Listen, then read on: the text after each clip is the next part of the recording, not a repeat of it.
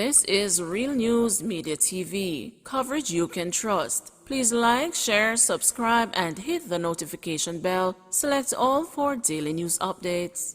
Good afternoon, my Real News Media TV family. Welcome back to the channel for another news update for April 22, 2023. And in the news this afternoon, police named 2 persons of interest as they impose a curfew in Seaview Gardens.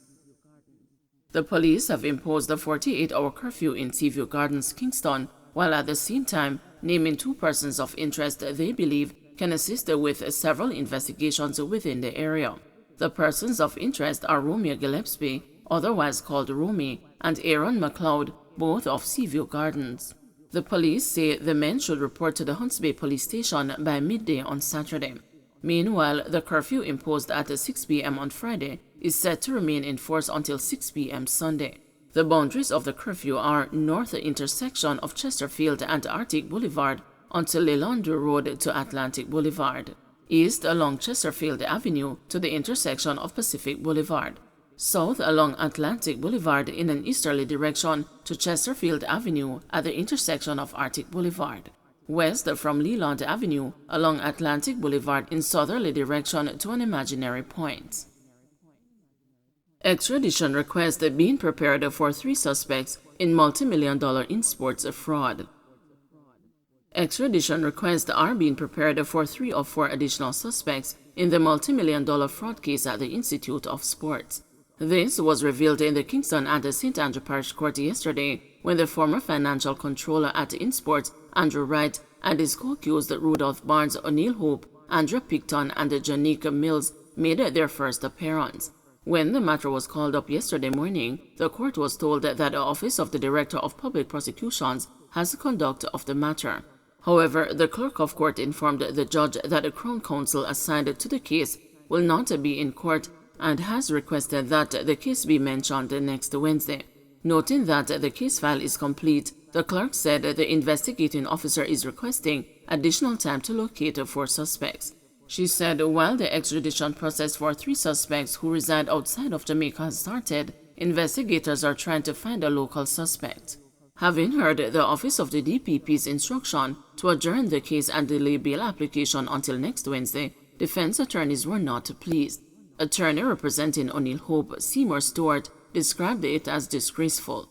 Senior Parish Court Judge Paul Blake Powell explained that even if the court were to consider the applications based on the 18-page court list, she would not be able to facilitate the hearing.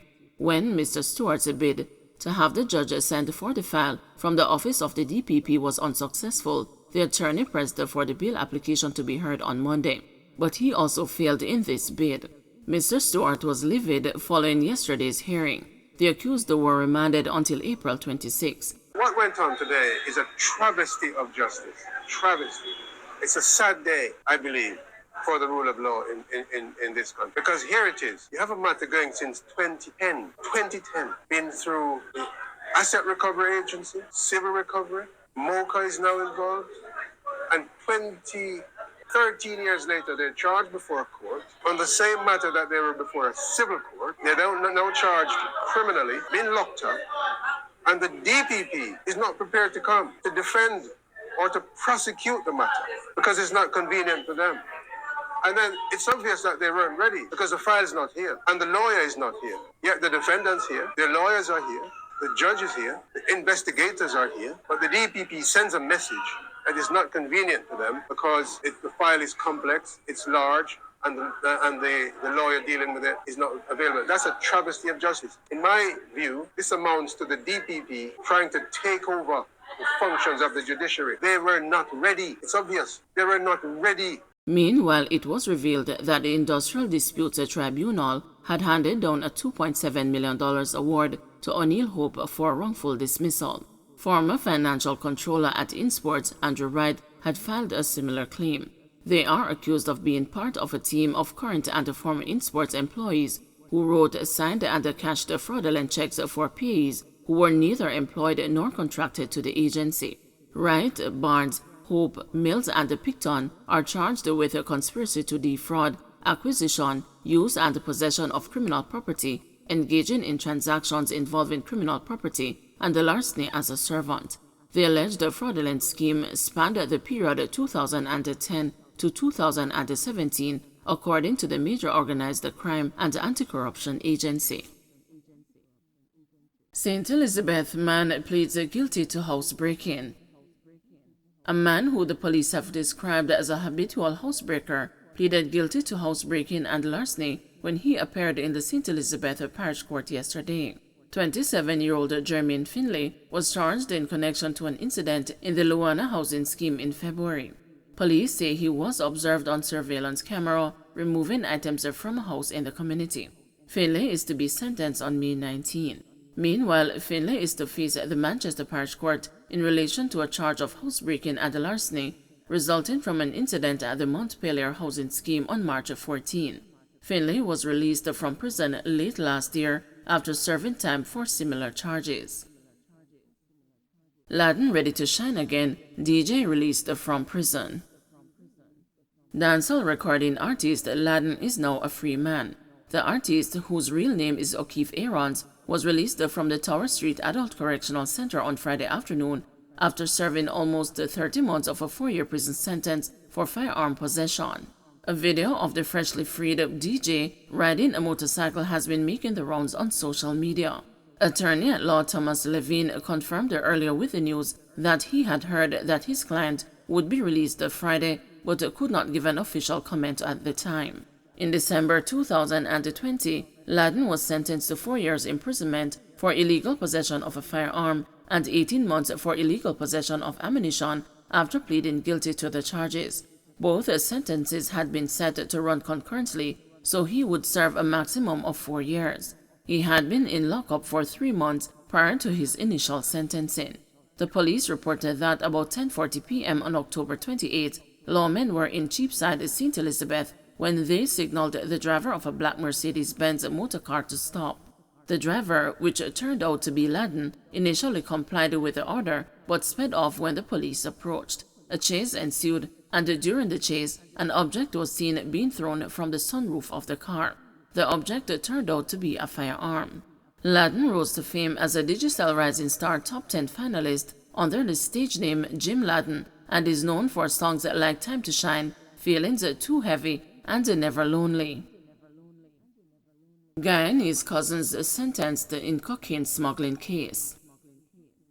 The 2 Guyanese women who were arrested on April 4 for attempting to smuggle 21 pounds of cocaine out of Jamaica pleaded guilty in the St. James Parish Court on Friday and were sentenced to 10 months in prison.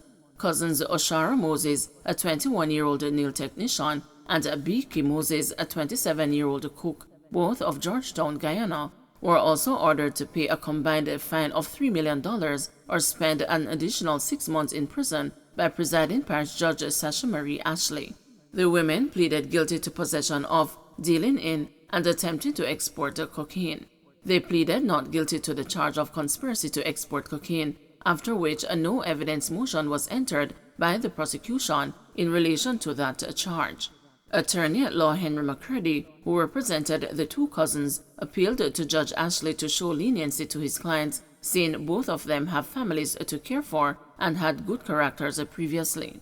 We have 2 young females in the dock before you this morning on serious charges, and this is their 3rd day in court. They have come to the court remorsefully, with their hands in the air asking for mercy, said McCurdy. In handing down her sentence, Judge Ashley scolded the women. Before this grave error in judgment, you were of good repute, but this offense is very serious because it has other implications. Nothing good comes out of it, said the judge. They were fined $1 million or 6 months imprisonment for possession of cocaine and $500,000 or 6 months for attempting to export cocaine. If the fines are not paid, the custodial sentences are to run consecutively, meaning the women will spend 16 months behind bars. The women were arrested and charged after the cocaine, which has a street value of $120 million, was found in their possession while they were making final preparation to board a flight destined for London, England. Don't forget to like, share, subscribe, and hit the notification bell. Select all for daily news updates.